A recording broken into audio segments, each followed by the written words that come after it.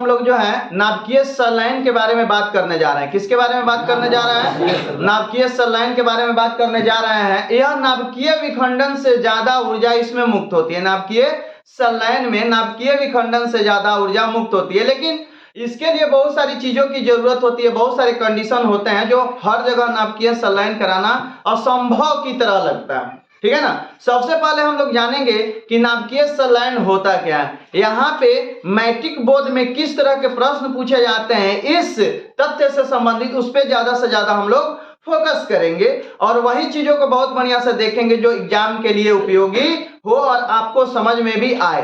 मैं इस तरह से आप लोगों को समझाने का प्रयास करूंगा बच्चों कि आप लोगों को इतना बेहतरीन तरीके से समझ में आए कि अगर आप भूलना भी चाहे तो उसको भूल नहीं पाए। ठीक है ना। उसको समझने का प्रयास करेंगे। न रटना है न ही जो है लिखना है, केवल और केवल क्या है, समझना है कि नाभिकीय संलयन होता क्या है। जब भी कोई कहेगा कि नाभिकीय संलयन क्या है, न्यूक्लियर फिशन क्या है, तो आप लोग आराम से उसको क्या कर दें, बता दें और समझा दें। तो आइए सबसे पहले बच्चों हम लोग देखते हैं डिफिनेशन। ठीक है। डिफिनेशन में है कि ऐसी नाभिकीय अभिक्रिया जिसके फलस्वरूप जो हल्के नाभिक परस्पर संयुक्त होकर एक भारी तथा एक अस्थाई नाभिक का निर्माण करते हैं, नाभिकीय संलयन कहलाती है। दो हल्के नाभिक जब आपस में संयुक्त होकर के संलग्न होकर के एक भारी और अस्थाई नाभिक का निर्माण करते हैं। देखिए अस्थाई नाभिक का अर्थ ये हुआ कि वो अब जो है अभिक्रिया करना नहीं चाहता है, वह किसी के साथ मिलना घुलना नहीं चाहता, किसी के साथ जाना नहीं चाहता। ऐसे चीजों का जब निर्माण करता है उसे हम कौन सी कहते हैं, अस्थाई नाभिक या स्टेबल न्यूक्लियस। ठीक है ना। तो यहाँ पे अगर हम बात करें तो दो छोटे छोटे दो हल्के नाभिक, याद रखना, दो हल्के नाभिक मिलेंगे और क्या बनाएंगे, भारी तथा अस्थाई नाभिक। इतना याद रहेगा ना। और इसी को हम लोग बोलते हैं नाभिकीय संलयन। क्या बोलते हैं? देखिए जिनका दिमाग खुला हुआ है बच्चों और जो केवल और केवल मेरी बात सुन करके और उस पर मनन कर रहे हैं उनको याद हो जाएगा। लेकिन कोई मेरे बात को सुन रहा है, इस कान से सुन रहा है, इस कान से निकाल रहा है, अब बगल में आपस में बतिया रहा है या उसके दिमाग में कोई अन्य चीजें चल रही हैं, तो ऐसे गंदे लोगों को मेरी बात न तो समझ में आएगी और नहीं याद रहेगी। ठीक है। अगर आपके दिमाग में इस समय कुछ दूसरा चीज चल रहा है तो आपको न तो मेरी बातें समझ में आएगी और नहीं याद रहेंगी। बच्चे कमजोर कैसे हो जाते हैं, क्लास में जब सर पढ़ाते हैं तो उनका एक अलग दुनिया चालू हो जाता है और जिसके कारण सर की बातें ध्यान में नहीं जाती हैं, दुनिया की अन्य बातें ध्यान में चलती रहती हैं, जिसके कारण उनको मेरा बात समझ में नहीं आता। और जब पहली सीढ़ी नहीं चढ़ेंगे, दूसरी नहीं समझ में आएगी, तीसरी नहीं समझ में आएगी, तो फिर ऊपर कैसे चढ़ पाएंगे। बात समझ रहे हैं। इसलिए जब सर पढ़ा रहे हो और बोर्ड पे कुछ बातें हो रही हो तो दुनिया का सारा चीज भुला करके आपको सर के बातों और बोर्ड पे क्या हो रहा है, अगला स्टेप क्या है, पीछे वाला स्टेप क्या था, इन सब चीजों को जब लिंक कीजिएगा आप अपने दिमाग में तो आपको बेहतर तरीके से समझ में आएगा और बेहतर रिजल्ट भी होगा आपका। बात समझ रहे हैं।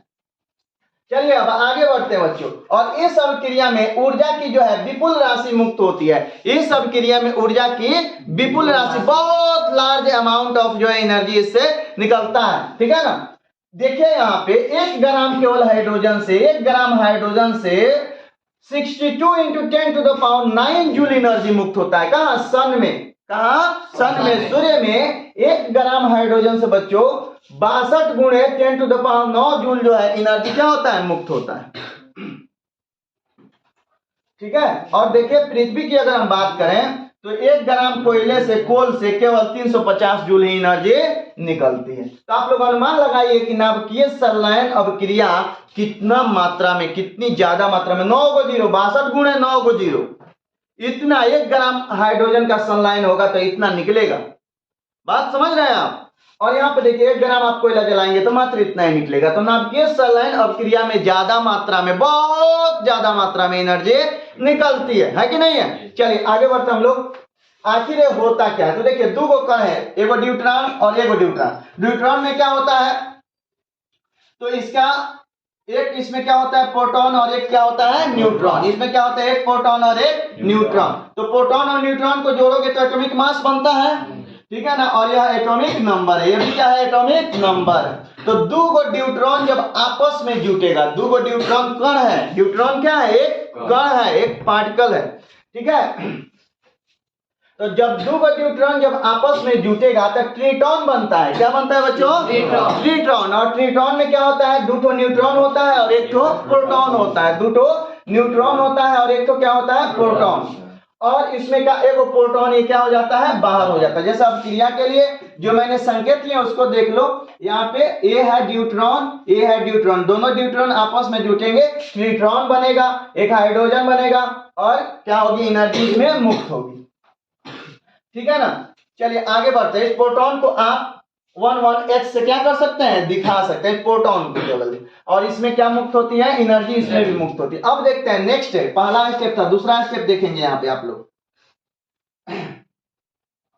यहाँ पे दूसरा स्टेप में ये क्या है, ये है आपका न्यूट्रॉन, क्या है, न्यूट्रॉन, और ये है आपका ट्रिटॉन, ये क्या है आपका ट्रिटॉन। एक न्यूट्रॉन और ट्रिटॉन, दूसरा स्टेप में एक न्यूट्रॉन और इलेक्ट्रॉन आपस में मिलते हैं, आपस में क्या होते हैं, मिलते हैं। और जब ये आपस में मिलते हैं तो इनसे बनता है एक हीलियम, हीलियम देख रहे हैं, H4 यह है हीलियम, क्या बनता है, हीलियम। और यहाँ से एक निकलता है आपका न्यूट्रॉन, क्या निकलता है, एक न्यूट्रॉन। और इसमें भी जो है आपकी क्या मुक्त होती है, एनर्जी मुक्त होती है। इसमें क्या मुक्त होती है, एनर्जी मुक्त होती है। देखिए दो स्टेप में नाभिकीय संलयन की क्रियाएं संपन्न होती हैं, और यह क्रियाएं हर जगह संभव नहीं है। पृथ्वी पे भी बहुत प्रयास करने के बाद एक दो जगह जो है सफलता पाया गया है, जिससे बना है हाइड्रोजन बम। क्या बना है, हाइड्रोजन बम। क्या बना है बच्चों, हाइड्रोजन बम। नाभिकीय संलयन पर आधारित है, क्या, हाइड्रोजन बम। कौन चीज, हाइड्रोजन बम। क्या, नाभिकीय संलयन पर क्या आधारित है, हाइड्रोजन। कौन बम, हाइड्रोजन। और नाभिकीय विखंडन पर आधारित है एटम बम, ठीक है ना, जिसके बारे में हम लोग नाभिकीय विखंडन में पढ़ेंगे। देखो बच्चों, नाभिकीय संलयन होने के लिए विशेष स्थिति का होना बहुत जरूरी है। अगर विशेष स्थिति नहीं होगा तो नाभिकीय संलयन अभिक्रिया भी वहां पे नहीं होगी। विशेष स्थिति क्या हो सकती है बच्चों, तो विशेष स्थिति के लिए आपको जो यहाँ पे कण है उनका वेग जो है अति तीव्र होना चाहिए, उनका वेग टकराने के लिए अति तीव्र होना चाहिए। और जहां पे वे टकरा रहे हैं वहां का ताप कम से कम 4 × 10⁶ डिग्री सेल्सियस होना चाहिए, जो कि सूर्य के नाभिक में संभव होता है, सूर्य के नाभि में संभव होता है, जिसके कारण वहां पे नाभिकीय संलयन अभिक्रिया भी संभव होती है। दोनों अभिक्रियाएं वहां होती हैं, जैसा कि मैंने पहले बताया आप लोगों को। वहां पे नाभिकीय विखंडन भी होता है बच्चों, और नाभिकीय संलयन भी होता है। और सबसे ज्यादा नाभिकीय विखंडन से भी ज्यादा नाभिकीय संलयन में एनर्जी क्या होती है, मुक्त होती है। यहाँ पे दो छोटे छोटे नाभिक आपस में संयुक्त होकर के एक भारी को और अस्थायी नाभिक का क्या करते हैं, निर्माण करते हैं। समझ में आई बात। नाभिकीय संलयन अभिक्रिया क्या है, वह अभिक्रिया जिसमें दो छोटे और हल्के नाभिक संयुक्त होकर के एक भारी और अस्थायी नाभिक का निर्माण करते हैं, ऐसे अभिक्रिया को हम नाभिकीय संलयन अभिक्रिया कहते हैं। और इस अभिक्रिया में ज्यादा मात्रा में एनर्जी क्या होती है, मुक्त होती है, ठीक है ना। और यह अभिक्रिया दो गो न्यूट्रॉन आपस में जुटेगा, न्यूट्रॉन को हम ऐसे संकेत में लिख सकते हैं, तो ट्रिटॉन बनेगा, यहाँ पे कौन सी हो जाएगा, प्रोटॉन हो जाएगा, और ट्रिटॉन और फिर न्यूट्रॉन आपस में जुटेगा तो यहाँ पे क्या बनेगा, हीलियम बनेगा। क्या बनेगा, और हीलियम एक अस्थायी नाभिक है, अक्रिय गैस है, तो इसको बनाने के लिए दोनों प्रक्रियाएं हो रही हैं, दो चरण में क्रियाएं संपन्न होती है। मैं आशा करता हूं बच्चों इस तरह से आप नाभिकीय संलयन अभिक्रिया को बढ़िया से समझ पाए होंगे। नेक्स्ट वीडियो में और सारी चीजें लेकर के उपस्थित होता हूं, तब तक अपने दोस्त और होस्ट को दीजिए इजाजत। जय हिंद।